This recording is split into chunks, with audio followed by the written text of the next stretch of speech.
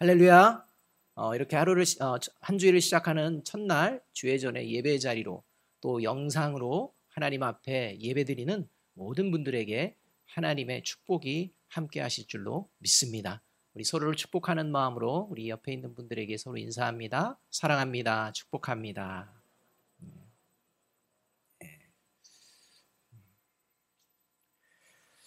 오늘 우리가 읽은 성경은 고린도 교회 안에서 벌어지는 이 성도들 간의 분열, 시기와 다툼, 분쟁으로 말미암아 서로 갈라지는, 나누어지는 이런 문제 가운데에서 이 문제를 해결하고 하나님께서 기뻐하시는 교회로 다시 회복되어지고 성숙되어지는 길이 어디에 있는지 오늘 사도 바울이 이제 가르쳐 줍니다.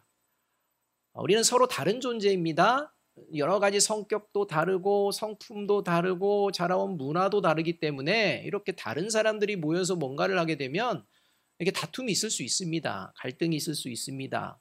그런데 이게 골이 생겨서는 안 되는 것입니다. 특별히 교회 공동체는 그런 곳이 아니라는 것입니다. 예수 그리스도를 머리로 하기 때문에 하나의 몸으로 연합되어지게 되어 있다는 것입니다. 저와 여러분의 몸에 상처가 나면요, 이 상처난 그 자리가요 다시 회복되려고 힘을 쓰는 것을 우리가 보지 않습니까? 그와 같다는 것입니다. 상처는 알 수 있습니다. 하지만 교회 공동체는 이것을 하나님이 기뻐하시는 모습으로 다시 회복해내는 능력이 있다는 것입니다. 이렇게 시기와 다툼, 심각한 분열 가운데 있지만 그럼에도 불구하고 교회가 하나님이 기뻐하시는 교회로 회복되는 그 아주 중요한 길이 있다고 오늘 말씀하고 있는데, 그 길이 뭐냐? 바로 충성하는 것이라고 말씀하고 있습니다. 충성입니다. 그러니까 충성하면 문제가 사라진다는 것입니다. 뒤집어 이야기하면 충성하지 않기 때문에 지금 성도들 간에 문제가 발생이 되었다는 것입니다. 충성을 하지 않는 게 아니라 좀 더 구체적으로 얘기하면 충성을 하긴 합니다. 그런데 변질된 충성을 충성으로 알고 이제 행하기 때문에 교회가 막 갈라지고 어렵게 된다는 것입니다. 그러니까 교회 안에서 봉사하고 섬기는 이런 충성들이 왜 없겠습니까? 그런데 이러한 것들이 변질되어서 변질된 충성이 지금 고린도 교회 안에 벌어지고 있다는 것입니다. 그래서 사도 바울은 진정한 하나님이 기뻐하시는 충성이 무엇인지를 오늘 말씀해 주고 계십니다. 그래서 2절 말씀에서 이렇게 선포하고 있는 것입니다. 함께 한번 읽어봅니다. 시작. 그리고 맡은 자들에게 구할 것은 충성이라. 분쟁 가운데 있는 고린도 교회를 향해서 충성이다 라고 이야기하고 있는 것입니다. 여러분, 충성 어디서 많이 쓰는 용어입니까? 군대에서 많이 쓰죠. 여성분들이 더 대답을 잘하십니다. 충성 해가지고 잔뜩 기가 들어가서 크게 목 놓아 외치는 인사 중에 하나입니다. 군인들이 상관을 향해서 충성 하면서 소리 높여 외치는데요, 여러분, 이 충성은 누구에게 충성한다는 고백일까요? 여러분, 앞에 있는 상관을 향해서 충성합니다. 그러면 이 외치는 군인은 누구에게 충성하겠다는 건가요? 여러분, 군인의 충성은요, 나라를 위한 충성입니다. 군인이 충성하면서 상관을 바라보면서 내가 그 상관에게 충성하겠습니다 하면 그건 군인이 아닙니다. 여러분, 군인은요, 나라를 지키는 존재입니다.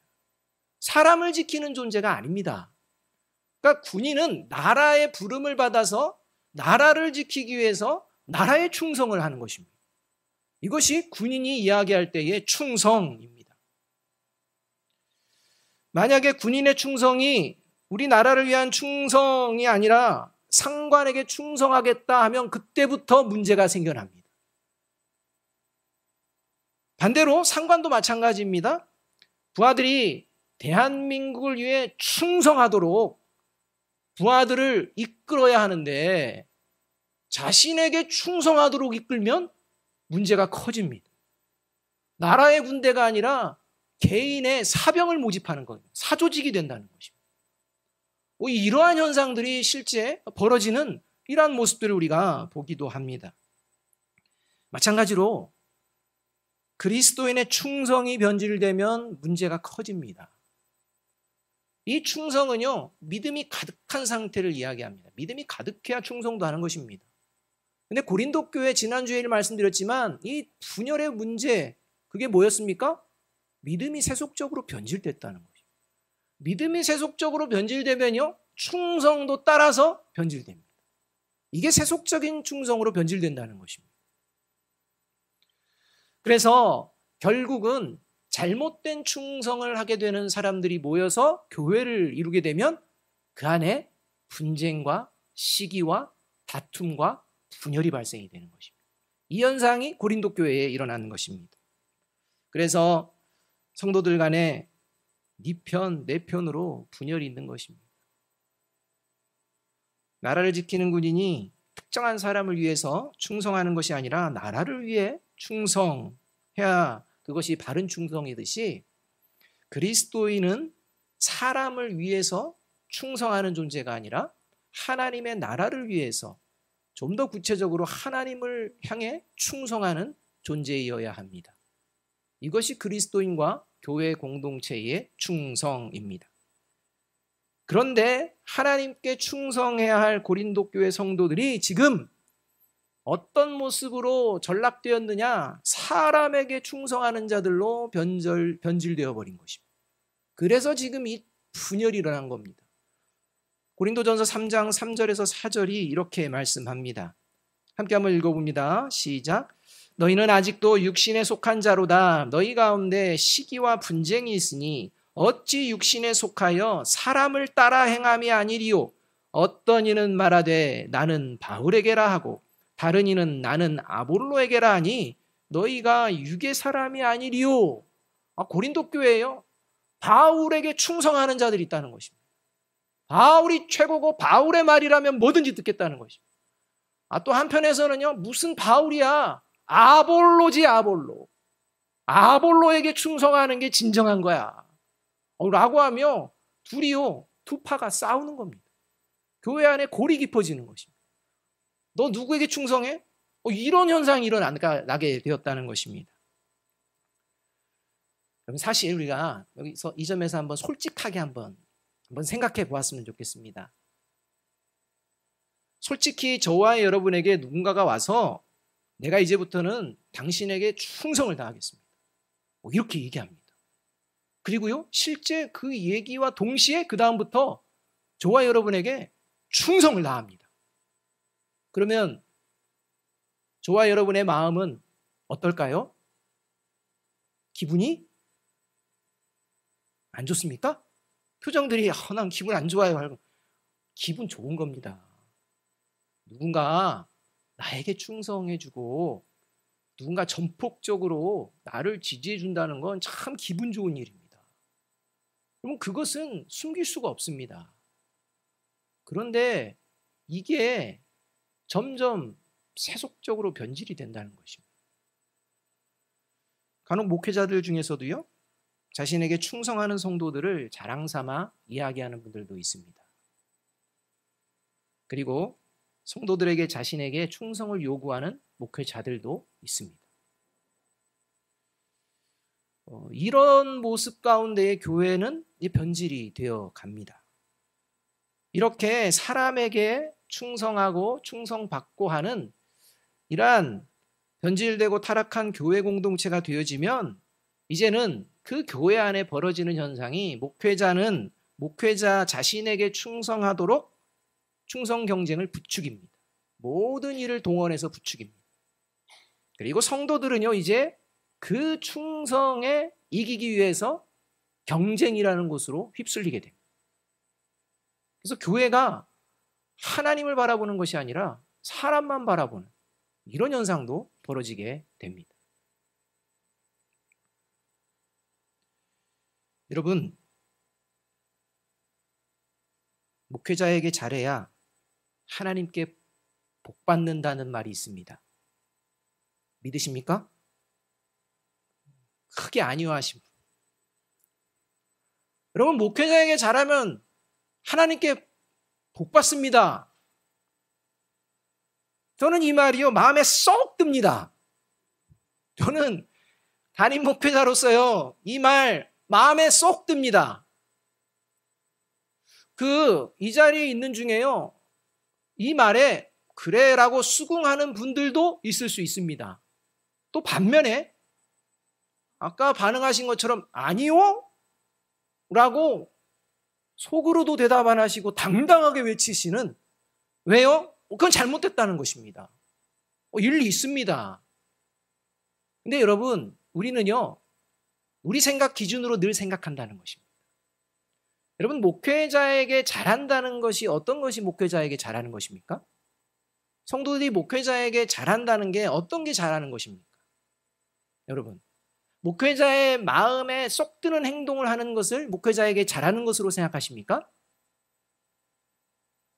여러분, 목회자에게 잘해야 하나님께 복을 받는다라는 말은요, 그런 말이 아닙니다.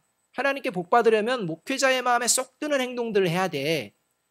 이런 식의 말들로 우리가 자주 듣게 된다는 것입니다. 보게 된다는 것입니다. 또 그렇게 말하는 분들도 있다는 것입니다.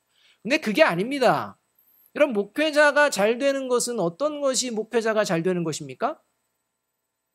목회자에게 잘하는 것은요, 목회자는 하나님의 말씀을 맡은 존재입니다. 이 하나님의 말씀을 거짓되게 증거하면 목회자가 잘하는 것입니까? 못하는 것입니까? 못하는 것입니다. 목회자가 하나님의 말씀을 맡아놓고 위선적인 삶을 살면 목회자가 잘하는 것입니까? 못하는 것입니까? 못하는 것입니다. 목회자가 하나님의 말씀을 맡고 선포하며 세속적인 가치관에 빠져들면 목회자가 잘하는 것입니까? 못하는 것입니까? 못하는 것입니다. 그러니까 목회자들에게 잘하는 건 뭐냐면, 목회자가 하나님의 말씀을 맡은 자로서 이 하나님의 말씀을 거짓되지 않게 증거하도록, 이 하나님의 말씀을 위선되게 살아내지 않도록, 이 하나님의 말씀을 세속적인 가치로 전락시키지 않도록 도와주는 게 누구냐? 성도들이라는 것입니다. 이것이 목회자에게 잘하는 것입니다. 여러분, 이것을 이해하면 분명히 목회자에게 잘하면 하나님께 복을 받습니다. 왜요? 하나님의 진리를 지키고 힘쓰는데 하나님이 그에게 복을 안 주시겠습니까? 그렇기 때문에 저와 여러분의 가치 속에 이 잘해야 된다라는 가치가 도대체가 세속적으로 물든 그런 생각은 아닌지 돌아보아야 한다는 것입니다. 마찬가지입니다. 목회자가 성도에게 잘해야 합니다. 근데 목회자가 성도에게 잘해야 되는데, 이 잘해야 된다는 게 성도들 마음에 쏙 드는 목회자가 되어야 한다? 그 말이 아니라는 것입니다. 여러분, 성도들에게 잘하는 것은 무엇이냐면 성도들이 성도로 성숙되어지는 것이 잘하는 것입니다. 성도가 성도의 길을 바르게 걷는 것이 목회자가 해야 될 길이라는 것입니다. 그렇기 때문에 목회자는 성도들이 누구에게 충성하도록 애써야 됩니까? 하나님께 충성하도록 애써야 한다는 것입니다. 그러니까 목회자나 성도나 잘해야 합니다. 서로 잘해야 합니다. 그 잘하는 것이 뭐냐? 충성입니다. 그 충성이 누구에게 충성입니까? 하나님께 충성해야 한다는 것입니다. 사도 바울이 이렇게 오직 하나님께 충성하는 마음으로 그 우상 숭배와 음행이 넘쳐나는 고린도 지역에서 하나님의 교회를, 고린도 교회 성도들을 그 죄에서 이제는 나와서 구원의 백성으로, 이제 사망에서 이제 하나님 나라의 백성으로 이끌어서 교회 공동체가 세워졌습니다. 그렇게 성령의 사람들이 모였는데요, 어느 순간 고린도 교회 성도들의 믿음이요, 세속적으로 막 변질됩니다. 세속의 가치들이 그 마음과 그 생각 가운데 가득 찹니다. 그렇게 변질되면서 이제는 하나님께 충성하는 성령의 사람들이 아니라 사람에게 충성하는 육의 사람으로 전락해 버렸다는 것입니다. 이것을 안타까워하며 사도 바울은 오늘 본문에서 하나님의 사람들은 하나님께 충성하는 존재라고 다시 외치고, 그러한 공동체가 되기를 바라면서 하나님께 충성된 그리스도인의 모습은 어떤 모습인지 자신이 행한 사역의 모습을 통해서 이제 깨닫기를 원하며 이 글을 쓰고 있다는 것입니다. 오늘과 다음 주일 이 본문을 가지고 2주에 걸쳐서 말씀을 전할 것입니다. 하나님께 충성하는 그리스도인과 교회 공동체는 어떤 모습인지에 대해서 증거할 텐데, 이 말씀을 통해서 저와 여러분이 그리스도인으로 하나님이 기뻐하시는 교회 공동체로 세워지고 회복되고 지켜내시기를 주님의 이름으로 축복합니다. 그 하나님의 충성된 모습 중에 가장 중요한 모습 한 가지를 오늘 다룰 것입니다. 하나님께 충성한다는 것은 뭐냐? 하나님의 나라의 위계 질서를 지키며 살아내는 것을 말합니다. 여러분, 하나님께 충성하는 것은 그냥 충성 말로 하는 게 아니라 하나님 나라의 위계 질서를 지키며 살아냅니다. 이게 충성이라는 것입니다. 그렇다면 하나님 나라의 위계 질서 도대체 이게 뭘까? 이걸 우리가 알아야 합니다. 오늘 1절 말씀 우리 함께 한번 읽어보겠습니다. 1절입니다. 같이 한번 읽습니다. 시작. 사람이 마땅히 우리를 그리스도의 일꾼이요 하나님의 비밀을 맡은 자로 여길지어다. 사도 바울은 자신을요 고린도 교회를 세우면서 어떤 마음으로 세웠느냐? 하나님의 비밀을 맡은 자로서 세웠다는 것입니다. 그리스도인들이 이렇게 사도 바울과 같은 이런 마음이어야 합니다. 저와 여러분은요 하나님의 비밀을 맡은 자입니다. 이 하나님의 비밀은 예수 그리스도를 통해 우리에게 들려준 복음입니다. 생명입니다. 세상은 알 수 없는 감추어져 있는 것입니다. 그런데 그리스도인들에게는 드러났다는 것입니다. 이게 복음입니다. 이것이 예수 그리스도를 통해 그리스도인들에게 주어지게 되었습니다. 그리고 이것을 그리스도인들은 맡았다는 것입니다. 여러분, 맡았다는 것은요 관리를 한다는 것입니다. 여러분, 관리는 어떻게 해야 됩니까? 잘해야 합니다. 그러니까 결국은 그리스도인은 복음을 맡은 존재로서 이 복음이 변질되지 않도록 힘쓰며 이 복음에 합당한 존재로 살아내는 이런 존재라는 것입니다. 이것이 그리스도의 이 하나님의 비밀을 맡은 자의 고백입니다. 그리고 이렇게 복음을 변질시키지 않고 이 복음을 증거하는 하나님의 비밀을 맡은 자로서 그리스도인으로서 살아내는 삶의 모습, 그 구체적인 모습을 1절에서 뭐라고 표현하느냐? 그리스도의 일꾼, 이렇게 표현하고 있는 것입니다. 그러니까 하나님의 복음의 비밀을 맡은 자는 어떤 삶을 사냐? 그리스도인의 일꾼된 삶을 산다는 것입니다. 여기서요 일꾼이라는 말은 배 가장 밑바닥에서 노를 젓는 노예를 지칭하는 그 용어에서 유래된 말입니다.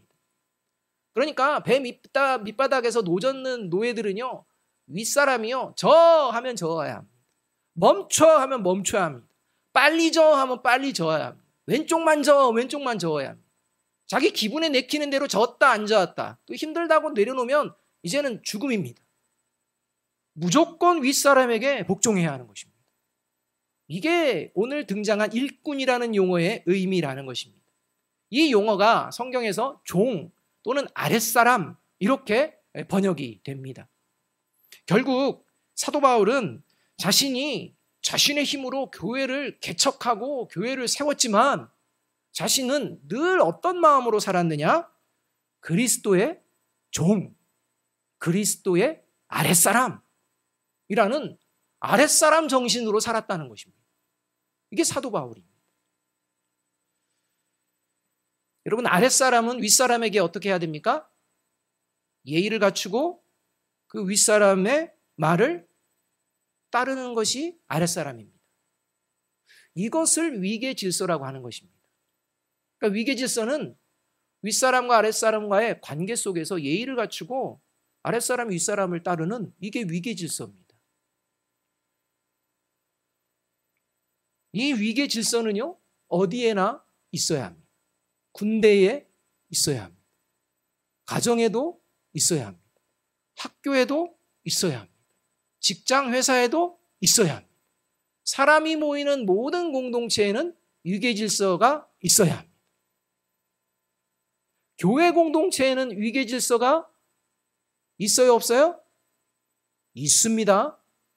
교회 공동체에도 반드시 위계 질서가 있어야 합니다. 위계 질서가 없는 군대는 흔히 말하는 콩가루 군대가 됩니다. 그럼 위계 질서가 없는 가정은 무슨 가정이 될까요? 콩가루라고 대답하면 다 됩니다. 자, 위계 질서가 없는 학교는 무슨 학교? 콩가루입니다. 콩가루. 위계 질서가 없는 교회 공동체, 무슨 교회? 콩가루입니다. 콩가루. 그러니까 다 분열되는 겁니다. 다 나눠지는 것입니다. 갈라지는 겁니다. 모아지질 않습니다. 왜요? 위계 질서가 없기 때문에. 여러분, 위계 질서는 아주 중요합니다. 위계 질서라는 말에 반감을 가질 수는 있습니다. 반감을 갖는 것도 일리가 있습니다. 이건 잘못된 건가? 아니요. 위계 질서에 반감을 갖는 마음 자체가 잘못된 게 아니라 위계 질서는 필요 없다고 생각하면 그것은 악한 것입니다. 이건 악입니다. 그런 생각은 하면 안 됩니다. 왜냐하면 위계 질서를 깨트린 최초의 존재가 누구냐면 사탄이기 때문에. 그러니까 위계 질서를 최초에 깨트린 존재가 사탄입니다. 사탄과 관련된 말씀으로 자주 인용되는 말씀이 이사야서 14장 13절 14절의 말씀입니다. 이 말씀은 바벨론의 멸망, 바벨론 왕의 교만에 대해서 이야기하는 말씀인데, 이 말씀이 사탄의 교만, 사탄이 하나님 나라에서 쫓겨나고 지옥, 영원한 사망에 처할 수밖에 없는 이유에 대해서 이것이 잘 설명해 주고 있다라고 이야기합니다. 요한계시록에도 바벨론을 이 사탄에 속한 그러한 곳으로 이야기해 주고 있기 때문입니다.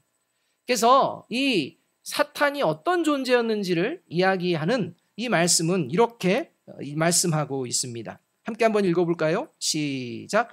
내가 내 마음에 이르기를 내가 하늘에 올라 하나님의 뭇별 위에 내 자리를 높이리라. 내가 북극 지폐의 산 위에 앉으리라. 가장 높은 구름에 올라가 지극히 높은 이와 같아지리라 하는도다. 하나님이 피조세계에 정하신 자리가 있습니다. 그런데요, 사탄은요, 그 자리 싫다는 것입니다. 나도 이 자리 벗어나서 하나님처럼 높아지고 싶다는 것입니다. 이거 질서 마음에 안 든다는 것입니다. 하나님이 세우신 질서 나는 싫다는 것입니다. 그래서 질서를 깨뜨려 버립니다. 그리고 높아지려고 했습니다. 그랬다가 하나님의 심판을 받게 됩니다. 이렇게 하나님의 심판을 받은 이 사탄이요, 이제는 사람들을 이간질합니다. 하나님과 이간질합니다. 그래서 이 사탄이 아담과 하와로 하여금 죄에 빠지게 한 핵심이 바로 뭐냐면 위계 질서 지키지 마라 이겁니다. 위계 질서 아무것도 깨뜨려라. 그래서 창세기 3장 5절에서 이렇게 유혹하고 있는 것입니다. 같이 한번 읽어볼까요? 시작. 너희가 그것을 먹는 날에는 너희 눈이 밝아져 하나님과 같이 되어 선악을 알 줄 하나님이 아심이니라. 하나님께서 선악을 알게 하는 나무의 열매를 먹으면 너희들이 영원히 살 수가 없고 이제 죽는다 라고 얘기했는데요, 그런 하나님과의 질서 따르면 안 된다 이런 것입니다. 깨뜨리라는 것입니다. 너희들이 하나님처럼 되면 되지 않느냐. 근데 사실 그걸 먹으면 너희들이 하나님처럼 돼. 깨뜨리라는 겁니다. 여러분, 위계 질서는요, 누가 허락하신 것이냐면 하나님이 허락하신 겁니다. 이걸 깨뜨리는 존재는 악한 것입니다. 위계 질서는 반드시 있어야 합니다. 믿으십니까? 이렇게 말씀했는데도 마음에 안 들어. 그러실 수 있습니다. 왜냐하면 문제가 있기 때문입니다. 그리스도인과 교회 공동체가 세속적인 위계 질서를 추구하거나 따라서는 안 됩니다. 이게 문제라는 거죠. 사탄이 하나님과의 관계를 깨트려버린 이 위계 질서를 깨트린 사건은 이제 하나님이 세워놓으신 바른 위계 질서가 아닌 사람들이 만들어 놓고 사람들이 추구하고 사람들이 따르는 세속적인 위계 질서로 변질되어 버립니다. 이것 때문에 위계 질서가 마음에 안 드는 일들도 생겨나는 것입니다. 그리스도인은 이걸 분별해야 합니다. 세속적인 위계 질서는요, 힘의 논리로 만들어진 위계 질서입니다. 그래서 잘 들여다보면 짐승과 같이 약육강식으로 이루어집니다. 이런 세속적인 위계 질서 속에서 흔히 강조되는 것은요, 윗사람에게 무조건 복종해야 하는 상명하복의 명령들입니다. 진리 따지지 않습니다. 정의 따지지 않습니다. 그냥 자기 마음에 들어야 한다는 것입니다.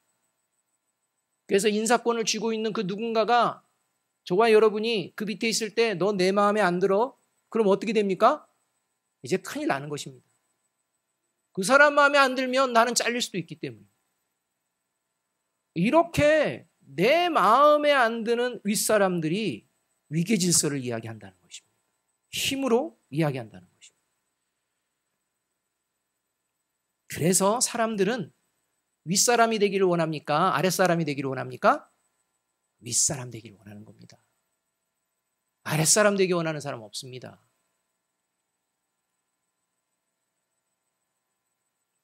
그러나 그리스도인과 교회 공동체가 보여주는 위계 질서는 세속적인 위계 질서와 정반대입니다. 세속적인 위계 질서가 약한 자가 강한 자를 섬기는 그런 종류의 위계 질서라면 그리스도인과 교회 공동체가 추구하는 위계 질서는 강한 자가 약한 자를 섬기는 질서입니다. 그래서 예수님께서는 이 세상에 세속화되어 버리진 이 위계 질서를 얻으려고 하는, 이 위계 질서를 따르고 있는, 이 위계 질서에 세상 마음 가득 품고 있는 이 제자들, 3년 동안 따라다녀도 그 마음으로 그냥 살아가려는 이 제자들에게 하나님 나라의 위계 질서를 가르쳐 주십니다. 어느 날 야고보와 요한의 어머니가요, 예수님을 살짝 찾아옵니다. 이제 3년 동안 지나고 곧 예루살렘으로 입성한다는 그런 이야기를 듣고서 찾아온 것 같습니다. 찾아와서요, 이제 예수님께 부탁을 합니다. 예수님, 예루살렘에서 왕이 되시면 야고보와 요한 내 아들 오른팔, 왼팔 시켜주세요. 이렇게 청탁합니다. 높은 자리 좀, 두 자리 부탁합니다. 라고 얘기했습니다. 부모의 입장에서 그렇게 얘기할 수 있죠. 그런데요, 이 이야기를 남은 10명의 제자들이 들었습니다. 이걸 듣고 나서요, 제자들이 분노합니다. 그래서 제자 공동체가요, 마음이 갈라집니다. 이런 모습을 예수님께서 보시면서 하나님 나라의 위계 질서, 세상의 위계 질서를 빗대어서 하나님 나라의 위계 질서를 가르쳐 주십니다. 이게 마태복음 20장 25절에서 27절입니다. 마태복음 20장 25절이 세상의 위계 질서에 대해서 먼저 설명해 줍니다. 이렇게 말씀합니다. 예수께서 제자들을 불러다가 이르시되 이방인의 집권자들이 그들을 임의로 주관하고 그 고관들이 그들에게 권세를 부리는 줄을 너희가 알거니와. 이렇게. 그러니까 세상에 힘 있는 존재들, 윗사람들은 뭔가를 부리면서 그 힘을 발휘하고 하는 이러한 모습의 위계 질서, 이 위계 질서가 세상의 질서라는 것 너희도 알지 않느냐? 너희들도 그런 마음으로 지금 혹시 있지 않느냐? 라고 이야기합니다. 세상의 위계 질서, 세속적인 것들은 그렇다는 것입니다. 그런데 이어지는 26절과 27절은 이렇게 말씀합니다. 이 말씀 같이 한번 읽어보겠습니다. 시작. 너희 중에는 그렇지 않아야 하나니 너희 중에 누구든지 크고자 하는 자는 너희를 섬기는 자가 되고 너희 중에 누구든지 으뜸이 되고자 하는 자는 너희의 종이 되어야 하리라. 여러분, 여기서 나오는 이 너희의 종이 되어야 하리라, 이게 바로 사도 바울이 이야기하는 그리스도의 종입니다. 여러분, 저와 여러분은요, 늘 아랫사람의 모습을 가져야 한다는 것입니다. 아랫사람은요, 섬기는 자입니다. 그렇기 때문에 이 종에 대한 의식, 우리는 늘 그리스도의 종이라는 생각을 가지고 살아내는 존재가 그리스도인이라는 것입니다. 그렇기 때문에 윗사람은 하나님밖에 없습니다. 그러니 누구를 섬기고 누구에게 충성해야 되는 것입니까? 하나님께 충성해야 하는 것입니다. 이것이 그리스도인이라는 것입니다. 하나님께 충성하는 존재는 삶의 자리에서 섬기는 자로 살아간다는 것입니다. 그래서 만일 세상을 살아가면서 섬김받는 것을 즐거워하고 추구하거나 섬김을 받기 위해서 지금은 그래 섬겨주지 하면서 섬기고 있다면 이것은 다 하나님께 충성하는 그런 마음이 아니라 사람에게 충성하고 사람에게 충성받기 원하는 그러한 마음이라는 것입니다. 아주 세속적으로 변질된 마음이라는 것입니다. 이런 질서로 교회가 움직이면요, 지금 이렇게 분열이 난다는 것입니다. 사도 바울은 결코 고린도 교회 성도들에게 섬김을 받으려고 복음을 전한 게 아니라는 것입니다. 사도 바울은 고린도 교회 성도들에게 인정받기 위해서 복음을 전한 그런 존재가 아니라고 사도 바울은요 목놓아 외칩니다. 이것이 고린도전서 1장 13절 15절에 나옵니다. 함께 한번 읽어보겠습니다. 시작.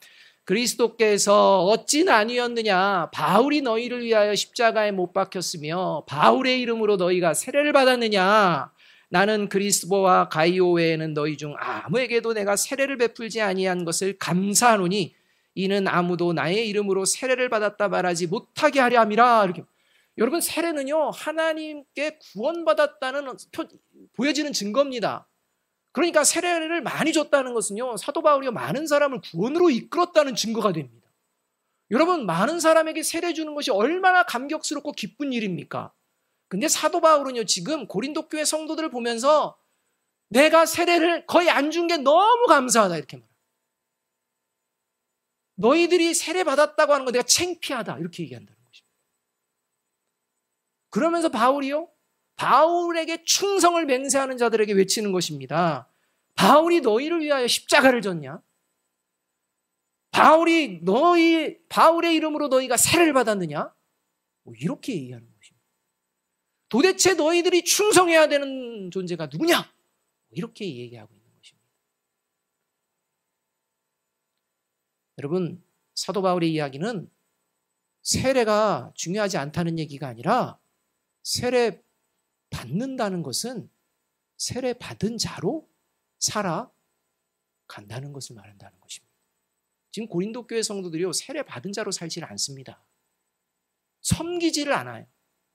서로 치고받고 싸워요.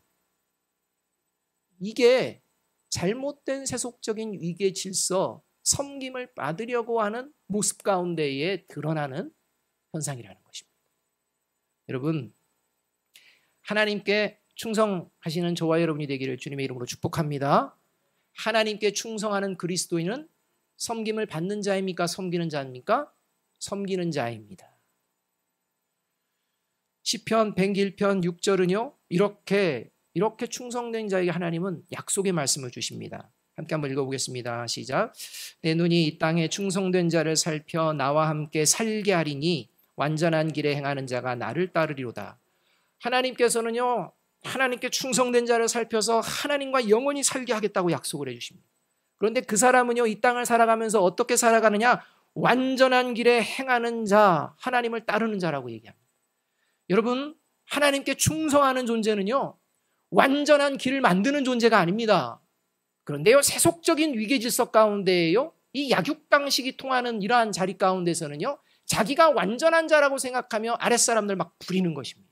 섬김을 받는 것입니다. 자기 생각은 완전하다는 것입니다. 자기 생각은 완벽하다는 것입니다. 여러분, 이런 생각을 그리스도인들은 해서는 안 됩니다. 여러분, 완전한 분은 오직 하나님 한 분이십니다.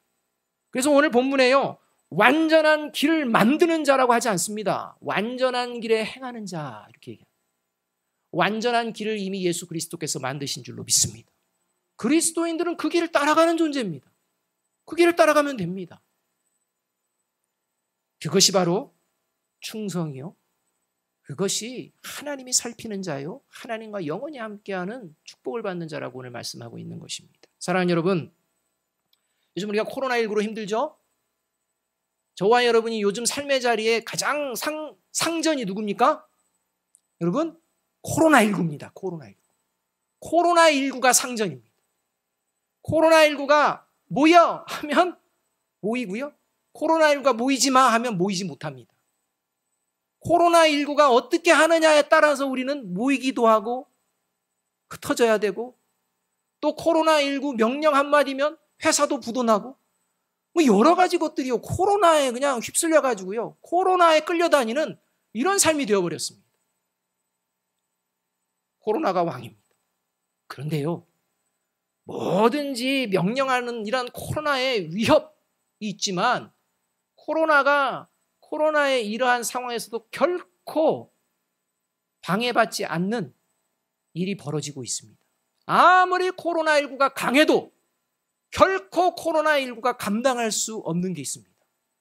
이게 뭐냐면 여름이 왔다는 겁니다. 여름이 왔습니다. 여러분, 코로나19가 여름을 막을 수 있을까요? 못 막습니다. 여러분, 좀 더 가면 가을도 올 것입니다. 여러분, 코로나19가 가을을 막을 수 있을 것 같나요? 못 막습니다. 계절 못 막습니다. 여러분, 이 계절을 만드시고 섭리하신 분이 누구십니까? 하나님이십니다. 여러분, 이 하나님이 저와 여러분의 아버지입니다. 세상이 아무리 섬김을 받는 자가 되어야 성공하고, 섬김을 받는 자가 되어야 출세를 하고, 섬김을 받는 자가 되어야 한다. 섬김을 받는 위치에 가서 너의 마음껏 뜻을 펼쳐라 라고 하며 섬김을 누리라고, 그것이 힘이라고 세상은 외치지만, 하나님께 충성하는 그리스도인은 그 어느 자리에 있든지 섬기는 자의 길을 걸어냅니다. 왜냐하면 예수님께서 가신 길을 따르는 것이 그리스도인이기 때문입니다. 그리고 그 예수님께서 충성이 무엇인지를 제자들에게 이렇게 가르쳐 주셨습니다. 친히 가르쳐 주셨습니다. 마태복음 20장 28절의 말씀 함께 한번 읽어봅니다. 같이 읽습니다. 시작. 인자가 온 것은 섬김을 받으려 함이 아니라 도리어 섬기려 하고 자기 목숨을 많은 사람의 대속물로 주려 함이니라. 예수님께서 가신 이 땅에서의 삶의 그 길을 우리도 따라 하나님의 마음을 시원하게 하는, 하나님께 충성하는, 그래서 하나님의 마음을 기쁘게 하는 저와 여러분이 되기를 주님의 이름으로 축복합니다. 기도하겠습니다.